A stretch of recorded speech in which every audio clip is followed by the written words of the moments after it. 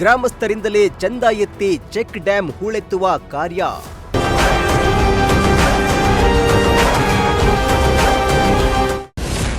ತಮಿಳುನಾಡಿಗೆ ಹರಿಯುವ ನೀರು ತಡೆಯಲು ರೈತರ ಪ್ಲಾನ್.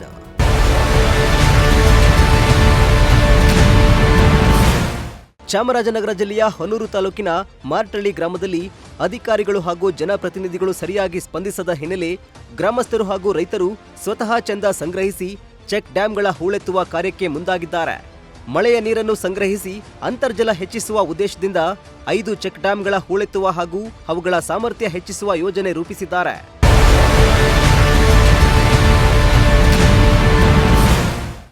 ಹೌದು, ಈ ಭಾಗದಲ್ಲಿ ಉತ್ತಮ ಮಳೆಯಾದರೂ ಚೆಕ್ ಡ್ಯಾಂಗಳಲ್ಲಿ ಹೂಳು ತುಂಬಿರುವ ಕಾರಣ ನೀರು ನಿಲ್ಲದೆ ಪಾಲಾರ್ ಹಳ್ಳದ ಮೂಲಕ ನೀರು ಕಾವೇರಿ ಸೇರಿ ತಮಿಳುನಾಡಿಗೆ ಹರಿದು ಹೋಗ್ತಾ ಇದೆಯೆಂದು ರೈತರು ಆರೋಪಿಸಿದ್ದಾರೆ.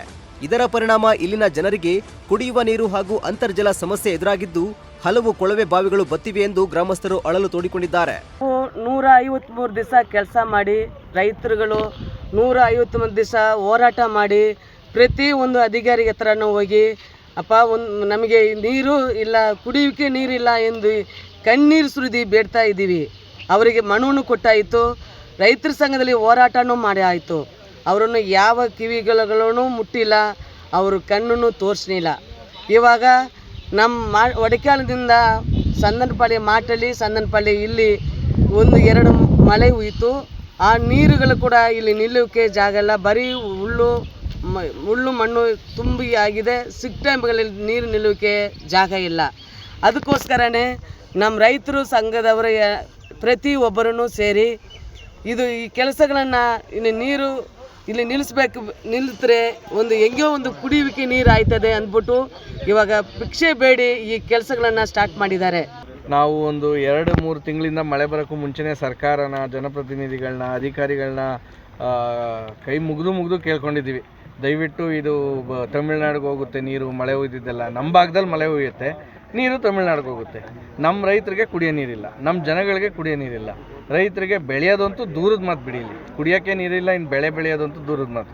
ಸೊ ಹಾಗಾಗಿ ನಾವು ಪರಿಪರಿಯಾಗಿ ಕೇಳ್ಕೊಂಡ್ವಿ, ಇನ್ನಿಲ್ಲ ಅನ್ನೋಂಗೆ ಬೇಡ್ಕೊಂಡ್ವಿ. ಯಾರೂ ಸಹ ಇವತ್ತಿನವರೆಗೂ ಒಂದು ಸಣ್ಣ ರೆಸ್ಪಾನ್ಸ್ ಮಾಡೋಕ್ಕೆ ಫೇಲ್ಯೂರ್ ಆದರು. ಅಂದರೆ ಇನ್ನೆಷ್ಟು ನಾವು ನಮ್ಮನ್ನು ಮಲತಾಯಿ ಧೋರಣೆ ಮಾಡ್ತಾಯಿದ್ದಾರೆ ಅಂತ ಅರ್ಥ ಮಾಡ್ಕೊಳ್ಳಿ. ಹಾಗಾಗಿ ರೈತ ಸಂಘದವರೆಲ್ಲ ಸೇರಿ ಮೊನ್ನೆ ಭಾರಿ ಬೇಜಾರಾಗಿ ಇಲ್ಲ ಇದನ್ನು ನಾವೇ ಕಾರ್ಯನ ಕೈಗೊಳ್ಳೋಣ ಅಂದರು.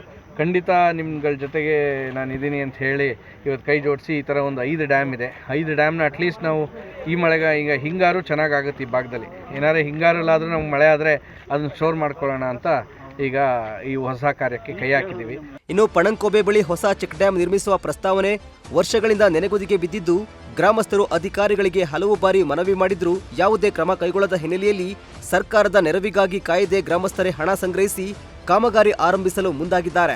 ಈ ಕಾರ್ಯಕ್ಕೆ ಸ್ಥಳೀಯ ಮುಖಂಡರು ಹಾಗೂ ಸಮಾಜ ಸೇವಕರು ಕೈಜೋಡಿಸಿದ್ದಾರೆ.